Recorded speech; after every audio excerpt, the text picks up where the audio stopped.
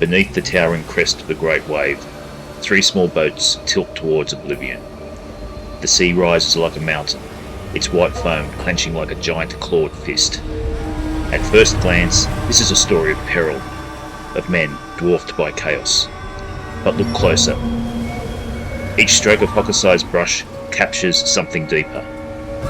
The eternal tension between human frailty and the vastness of the system we sail in. This is not just a raging ocean, it is the personification of complexity itself. Strategic leaders today live beneath their own great waves: global disruption, technological acceleration, cultural upheaval, ecological limits. Each current pulls in a different direction. Each swell hides unseen forces. Like the fishermen in the boats, they cannot still the sea, but they can learn to read it. They can sense patterns in the turbulence, the rhythms beneath the noise. Leadership in complexity is not about control, it is about navigation. Watch how the oarsmen lean into the storm. Their craft is light, flexible, designed to move with, not against, the water. So too must the strategist build organisations that flex and learn. In times of uncertainty, rigidity is ruin. Adaptation is survival.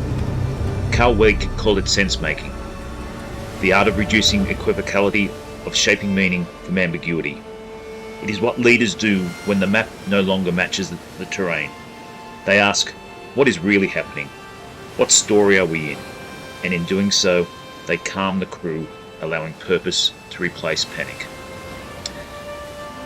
The wave crests higher now, but notice the boats hold their line. The men row not away from the wave, but towards its base, into its power. This is courage in its truest form, not the absence of fear, but motion despite it. Strategic leadership demands the same. Facing market storms, geopolitical shifts, technological disruptions, the leader must enter the uncertainty, not flee it.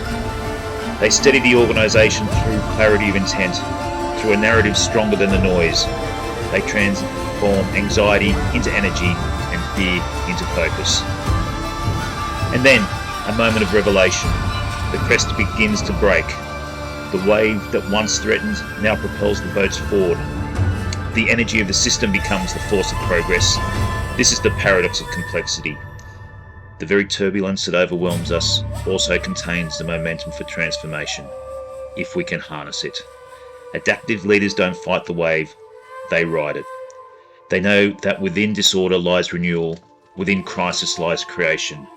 Hokusai's wave is frozen in a moment before impact, a portrait of potential.